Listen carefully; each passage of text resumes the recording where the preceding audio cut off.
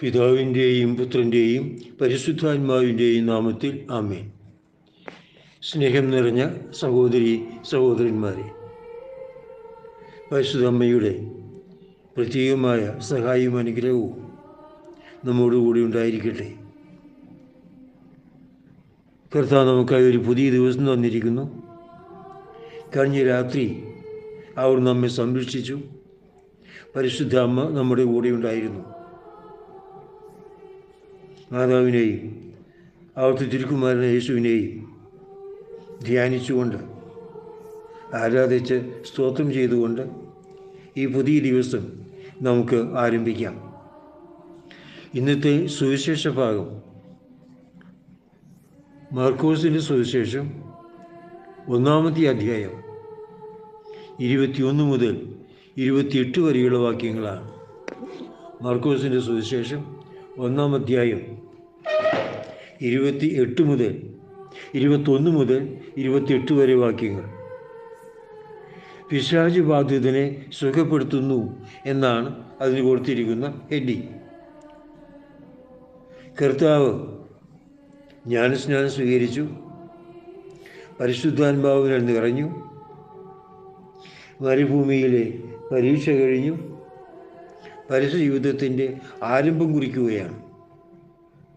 അതിന് പുതിയ ശക്തി, പുതിയ ചൈതന്യം, പുതിയ ലക്ഷ്യബോധം, പുതിയ ദൗത്യം ഇതെല്ലാം ഏറ്റെടുത്തുകൊണ്ട് കർത്താവ് ആദ്യം ചെയ്യുന്നത് സ്വന്തം നാട്ടിലെ സിനഗോഗിലേക്ക് പോവുകയാണ്. അവിടെ സിനഗോഗിൽ ചെന്ന് അവിടുന്ന് തൻ്റെ പ്രത്യേകമായ ശുശ്രൂഷ, താൻ ഏറ്റെടുത്തിരിക്കുന്ന ഈ ജ്ഞാനസ്നാനത്തോടുകൂടി ഏറ്റെടുത്ത പരസ്യ ജീവിതത്തിൻ്റെ ആരംഭം അവിടുന്ന് കുറിക്കുന്നത് ഈ ശുശ്രൂഷയിലൂടെയാണ്. അവിടെ 2 കാര്യങ്ങൾ അവിടുന്ന് ചെയ്യുന്നതായി നമുക്ക് കാണാം. ഒന്ന്, ആരാധനയ്ക്ക് കൊടുക്കുന്ന പ്രാധാന്യം. സിനഗോഗിൽ അവിടുന്ന് ആരാധനയ്ക്കാണ് പോയിരുന്നത്, ദൈവാരാധനയ്ക്ക്. യഹൂദരെല്ലാം അങ്ങനെ പോയിരുന്നു. കർത്താവ് പതിവായിട്ട് തന്നെയും സിനഗോഗിൽ പോയിരുന്നു എന്ന് നമുക്ക് പ്രത്യേകം അറിയാൻ പറ്റും. സിനഗോഗിലെ കർമ്മങ്ങൾ, അവിടുത്തെ ആരാധനാക്രമങ്ങളുമൊക്കെ പരിപൂർണമായിരുന്നു, തെറ്റുകൂടാത്തവയായിരുന്നു എന്ന് നമുക്ക് പറയാനാവില്ല. ആ ബലഹീനതകളും ദൗർബല്യങ്ങളും പോരായ്മകളും ഒക്കെ ഉണ്ടെങ്കിലും കർത്താവ് തൻ്റെ കടമ നിറവേറ്റി അവിടെ സിനഗോഗിൽ പോയി ജനങ്ങളോട് ചേർന്ന് ദൈവത്തെ ആരാധിച്ചുകൊണ്ടിരുന്നു. നമ്മളും ദൈവ ആരാധനയ്ക്ക് 1-ാം സ്ഥാനം കൊടുക്കണം. എന്തെങ്കിലും പുതിയ ധർമ്മം, പുതിയ കാര്യം, ദൈവമഹത്വത്തിന് വേണ്ടിയുള്ള പ്രത്യേകമായ എന്തെങ്കിലും നവമായിട്ടുള്ള കാര്യങ്ങൾ നമ്മൾ ആരംഭിക്കുമ്പോഴൊക്കെ ഈ ഒരു കാര്യം പ്രത്യേകം ഓർക്കുക. ദൈവത്തിൻ്റെ നാമത്തിലായിരിക്കണം, ദൈവത്തോടു കൂടെ ആയിരിക്കണം, ദൈവത്തിൽ ആശ്രയിച്ചുകൊണ്ടായിരിക്കണം. അങ്ങനെ ദൈവ ആരാധനയ്ക്ക് നമ്മുടെ ജീവിതത്തിൽ വളരെ പ്രധാനപ്പെട്ടൊരു സ്ഥാനം കൊടുക്കുവാൻ നമ്മൾ തയ്യാറാവണം. 2-ാമത് അവിടുന്ന് ചെയ്യുന്നത്, അവിടുന്ന് അവരെ പഠിപ്പിച്ചു. പ്രത്യേകം പറയുന്നത് അതാണ്. സാബത്ത് ദിവസം അവൻ സിനഗോഗിൽ പ്രവേശിച്ച് പഠിപ്പിച്ചു. പഠിപ്പിക്കുവാനും അവിടുന്ന് പ്രാധാന്യം കൊടുത്തു. സിനഗോഗുകളുടെ പ്രധാന ഉദ്ദേശം വാസ്തവത്തിൽ ആരാധനയ്ക്ക് ഒരുമിച്ച് കൂടുന്നു. പക്ഷേ അവിടെയാണ് അവർ എല്ലാ പഠനങ്ങളും ഉപദേശങ്ങളും നിർദ്ദേശങ്ങളുമൊക്കെ ജനങ്ങൾക്ക് നൽകിക്കൊണ്ടിരുന്നത്. ആത്മീയമായ മതപരമായ പഠനത്തിൻ്റെ കേന്ദ്രമായിരുന്നു സിനഗോഗുകൾ. അവിടെ കർത്താവ് തനിക്ക് കിട്ടിയ ആദ്യത്തെ അവസരം ജ്ഞാനസ്നാനം സ്വീകരിച്ച് ദൈവത്തിന് പ്രത്യേകമായ അംഗീകാരത്തോടുകൂടെ പരിശുദ്ധാത്മാവിൻ്റെ ശക്തിയോടുകൂടെ ഇറങ്ങി പുറപ്പെടുമ്പോൾ അവിടുന്ന് ആദ്യം ചെയ്യുന്നത് സ്ഥല സിനഗോഗിൽ ചെന്ന് പഠിപ്പിക്കുവാൻ കിട്ടിയ ആദ്യത്തെ അവസരം അങ്ങേയറ്റം ശ്രദ്ധയോടുകൂടെ ആവേശത്തോടുകൂടി വിനിയോഗിക്കുന്നു എന്നതാണ്. നമ്മൾ അവസരങ്ങളെ വിനിയോഗിക്കുന്നവരായിരിക്കണം. അവസരങ്ങൾ നഷ്ടപ്പെട്ടു പോകാൻ നമ്മൾ ഇടകൊടുക്കരുത്. പ്രത്യേകമായും ആത്മീയമായ ഉണർവും ആവേശമൊക്കെ നമുക്കുണ്ടെങ്കിൽ ഈ ഒരു അവസരം തേടിപ്പിടിക്കുവാനുള്ള താല്പര്യം നമുക്കുണ്ടാവും. നമ്മൾ അവസരം തേടിപ്പിടിക്കുന്നവരായിരിക്കണം. ഇങ്ങോട്ട് വരാൻ കാത്തിരിക്കുന്നവർ മാത്രമാവാതെ അവസരങ്ങൾ അന്വേഷിച്ച് കണ്ടുപിടിക്കുന്നവരായിരിക്കണം. അങ്ങനെ കിട്ടുന്ന അവസരങ്ങൾ മടി കൂടാതെ, നഷ്ടപ്പെട്ടു പോവാൻ അനുവദിക്കാതെ, താല്പര്യത്തോടുകൂടെ മുറുകെ പിടിക്കുവാനും അത് വിനിയോഗിക്കുവാനും നമ്മൾ തയ്യാറാവണം. അവസരങ്ങളാണ് നമുക്ക് ജീവിത ലക്ഷ്യം പ്രാപിക്കുന്നതിനുള്ള മാർഗം. അതുപോലെ നഷ്ടപ്പെട്ടു പോകുന്ന അവസരങ്ങളാണ് നമ്മുടെ ജീവിതത്തെ പരാജയത്തിലേക്ക് നയിക്കുന്നത്. നമ്മൾ അവസരങ്ങളെ നഷ്ടപ്പെടാതിരിക്കുക, അവസരങ്ങൾ വിനിയോഗിക്കുക, ഏറ്റവും നല്ല ഫലമെടുക്കുവാൻ, ഫലപ്രദമായിട്ട് അവസരം വിനിയോഗിക്കുവാൻ നമ്മൾ തയ്യാറാവുകയും ചെയ്യുക. അവിടെ നിന്ന് അവരെ പഠിപ്പിച്ചുകൊണ്ടിരുന്നു. അപ്പോൾ ഈ പഠനത്തിനും കർത്താവ് പ്രാധാന്യം കൊടുത്തിരുന്നുവെന്നും പരസ്യ ജീവിതത്തിൽ പ്രധാന പ്രവൃത്തി പഠിപ്പിക്കലായിരുന്നുവെന്നും നമുക്കറിയാം.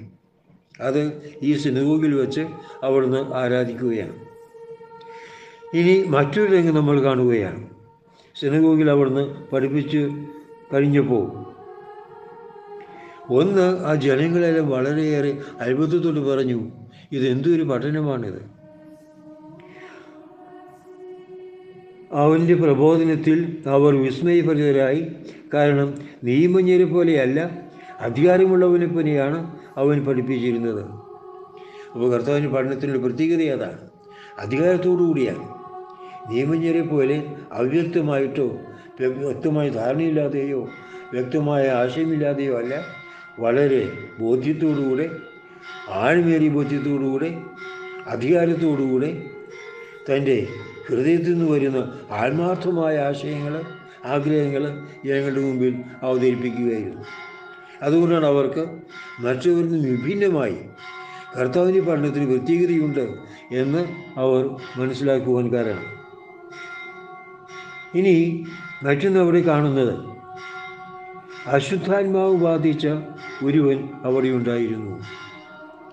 ഇത് നമുക്ക് അത്ഭുതം തോന്നും. ദൈവ ആരാധനയ്ക്ക് ഒരുമിച്ച് കൂടുന്നവരുടെ ഇടയിൽ പ്രാർത്ഥനകളും പഠനങ്ങളും വിശുദ്ധ ഗ്രന്ഥ വായനയുമൊക്കെ നടക്കുന്ന സമൂഹത്തിൽ എങ്ങനെ അശുദ്ധാത്മാവ് ബാധിച്ചവന് കടന്നു വന്നു? ഒരുപക്ഷെ അവൻ നിരന്തരം അവിടെ പതിവായിട്ട് വന്നുകൊണ്ടിരുന്നവനായിരുന്നുവോ? ആയിരിക്കാം. അപ്പോൾ പല പ്രാവശ്യം ആവർത്തിച്ച് തിരുക്കർമ്മങ്ങളിലും ആരാധനകളിലും ദിവ്യ പ്രബോധനങ്ങളിലുമൊക്കെ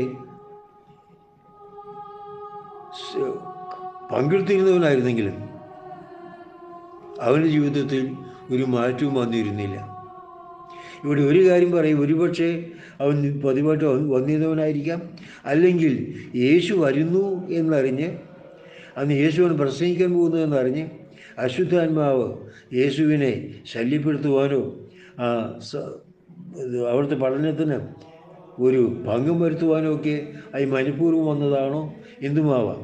എന്തായാലും അശുദ്ധാത്മാവ് ബാധിച്ച ഒരുവൻ അവിടെ ഉണ്ടായിരുന്നു. നമുക്കൊരു പ്രായോഗികമായ പാഠം ഇതാണ്.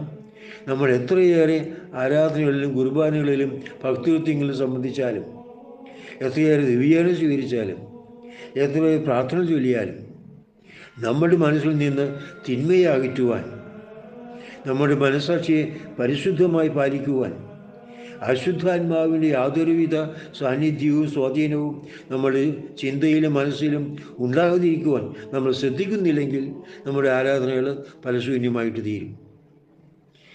കർത്താവ് അവനെ കണ്ടു. അവൻ ഉടനെ തന്നെ അലറുകയാണ്. അശുദ്ധാത്മാവ് ബാധിച്ച ഒരുവൻ അവിടെ ഉണ്ടായിരുന്നു. അവൻ അലറി, നസ്രനായ യേശുവേ, നീ എന്തിന് ഞങ്ങളുടെ കാര്യത്തിൽ ഇടപെടുന്നു? ഞങ്ങൾ നശിപ്പിക്കാനാണോ നീ വന്നിരിക്കുന്നത്? പിശാചിൻ്റെ നാശത്തിനായി അവൻ്റെ പ്രവർത്തനങ്ങളെയെല്ലാം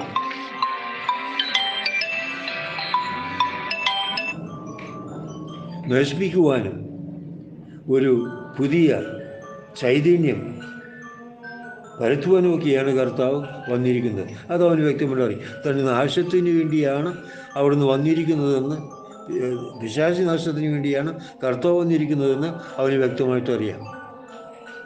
അതിനെ അംഗീകരിച്ച് ഏറ്റു പറയുന്നുണ്ട്. എന്നിട്ട് അലറിക്കൊണ്ട് പറയുന്നത്, എന്തിന് ഞങ്ങളുടെ കാര്യത്തിൽ ഇടപെടുന്നു? ഞങ്ങൾ നശിപ്പിക്കാനാണോ നീ വന്നിരിക്കുന്നത്? എന്നിട്ട് പറയുന്നത് വളരെ ശ്രദ്ധേയമായ ഒരു കാര്യമാണ്. നീ ആരാണെന്ന് എനിക്കറിയാം, ദൈവത്തിൻ്റെ പരിശുദ്ധൻ. അപ്പോൾ യേശു ആരാണെന്ന് അവർക്കറിയാം, ദൈവത്തിൻ്റെ പരിശുദ്ധനാണ്. മനുഷ്യരിന്ന് ദൈവനിഷേധം ഒരു പരിഷ്കാരമായിട്ട് എടുത്തിരിക്കുകയാണ്. അത് ഒരു അലങ്കാരം പോലെ എടുത്തിരിക്കുകയാണ്. അതേസമയം ഏറ്റവും നീചനായ പിശാച് പോലും കർത്താവിനെ ഏറ്റുപറയുന്ന ഒരു വലിയ സംഭവമാണ് നമ്മളിവിടെ കാണുന്നത്.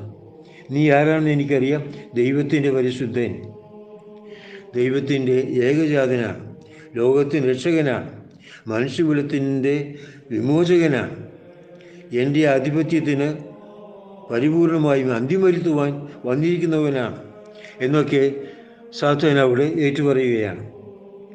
നിശബ്ദനായിരിക്കുക, അവന് വിട്ട് നീ പുറത്തു വരിക, യേശു ഒരു കൽപ്പനയാണ് കൊടുക്കുന്നത്. വേറെ അധികമൊന്നും അവിടുന്ന് കാണിക്കുന്നില്ല, ചെയ്യുന്നില്ല, പ്രവർത്തിക്കുന്നില്ല. ഒരു കൽപ്പന മാത്രം, അവനെ വിട്ട് നീ പുറത്തു വരിക. അത് നിശബ്ദനായിരിക്കുക, അവനെ വിട്ട് നീ പുറത്തു വരിക.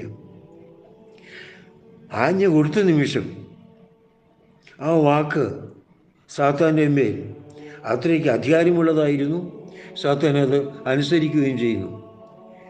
അശുദ്ധാത്മാവ് അവനെ തള്ളി വീഴ്ത്തിയിട്ട് ഉച്ചസ്വരത്തിൽ അലറിക്കൊണ്ട് പുറത്തു വന്നു.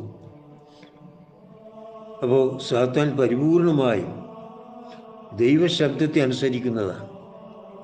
ദൈവവചനത്തിന് അത്രയ്ക്ക് ശക്തിയുണ്ട്, അത്രയ്ക്ക് സ്വാധീനമുണ്ട്. അശുദ്ധാത്മാക്കളെ പരിപൂർണമായും കീഴ്പ്പെടുത്തുവാനുള്ള ശക്തി ദൈവത്തിൻ്റെ വചനത്തിനുണ്ട്. അത് നമ്മൾ പ്രത്യേകം അനുസ്മരിക്കേണ്ട, ചിന്തിക്കേണ്ട ഒരു വലിയ സത്യമാണ്. എല്ലാവരും അത്ഭുതപ്പെട്ടു പറഞ്ഞു, ഇതെന്ത് അധികാരത്തോടെയുള്ള പുതിയ പ്രബോധനമോ? അശുദ്ധാത്മാക്കളോട് പോലും അവൻ ആജ്ഞാപിക്കുന്നു, അവ അനുസരിക്കുകയും ചെയ്യുന്നു. ജനങ്ങളുടെ ഭാഗത്തുനിന്നുള്ള പ്രതികരണമാണ്. ഇത് കണ്ട് അവർ അത്ഭുത സ്തബ്ധരായിപ്പോയി. അവർ അങ്ങേയറ്റം വിസ്മയിച്ചു. ദൈവത്തിൻ്റെ അധികാരം, യേശുവിൻ്റെ അധികാരം അവർ ഏറ്റുപറഞ്ഞു. അവർക്ക് പൂർണ്ണമായും അത് ബോധ്യം വരികയാണ്. തുടർന്ന് ചെയ്യുന്നത്, അവൻ്റെ പ്രശസ്തി ഗലീലയിലൂടെ സമീപദേശങ്ങളിലെല്ലാം പെട്ടെന്ന് വ്യാപിച്ചു. അവിടെ കൂടിയിരുന്നവരെല്ലാം വലിയൊരു പ്രേക്ഷിതരായിത്തീരുകയാണ്. അവർ കണ്ടവരോടെല്ലാം ഈ കാര്യങ്ങൾ എടുത്തു പറയുന്നു. യേശു ചെയ്ത വലിയ അത്ഭുതങ്ങൾ ഏറ്റുപറഞ്ഞുകൊണ്ട് അവിടുത്തെ മഹത്വപ്പെടുത്തുകയും ജനങ്ങളെ എല്ലാം കൂടുതൽ ഈ യേശുവിൻ്റെ ശക്തിയിലേക്കും സാന്നിധ്യത്തിലേക്കും പ്രവർത്തനത്തിലേക്കുമൊക്കെ ശ്രദ്ധ തിരിക്കുകയും ചെയ്യുന്നു. പരിശുദ്ധ അമ്മേ, കർമ്മല മാതാവേ, ഞങ്ങൾ അങ്ങയെ സ്തുതിക്കുന്നു, അങ്ങയെ മഹത്വപ്പെടുത്തുന്നു. അങ്ങ് ഞങ്ങളുടെ സഹായത്തിനുണ്ടെങ്കിൽ മാത്രമേ അശുദ്ധാത്മാക്കളെ പരാജയപ്പെടുത്തുവാനും അശുദ്ധാത്മാവിൻ്റെ ദുസ്വാധീനങ്ങളിൽ നിന്നും പൂർണ്ണമായി മോചനം നേടുവാനും പൂർണ്ണ ഹൃദയത്തോടുകൂടെ യേശുവിനെ ഏറ്റുപറഞ്ഞ് മഹത്വപ്പെടുത്തുവാനും ഞങ്ങൾക്ക് സാധിക്കുകയുള്ളൂ എന്ന് ഞങ്ങൾ വിനയത്തോടുകൂടി ഏറ്റുപറയുന്നു. പരിശുദ്ധ അമ്മേ, ഞങ്ങളുടെ ദയനീയ അവസ്ഥയിൽ അന്ധകാര ശക്തികളുടെ ശക്തി വലയത്തിൽ ആയിരിക്കാതെ അതിൽ നിന്നും പുറത്തു വരുവാനും സ്വതന്ത്രരായി ദൈവത്തെ മഹത്വപ്പെടുത്തിക്കൊണ്ടും വിശുദ്ധിമായ ജീവിതത്തിൽ സാക്ഷ്യം വഹിച്ചുകൊണ്ടും മുന്നേറുവാൻ ഞങ്ങൾ ഓരോരുത്തരെയും അങ്ങ് അനുഗ്രഹിക്കണമേ. പിതാവിൻ്റെയും പുത്രൻ്റെയും പരിശുദ്ധാത്മാവിൻ്റെയും നാമത്തിൽ ആമേൻ.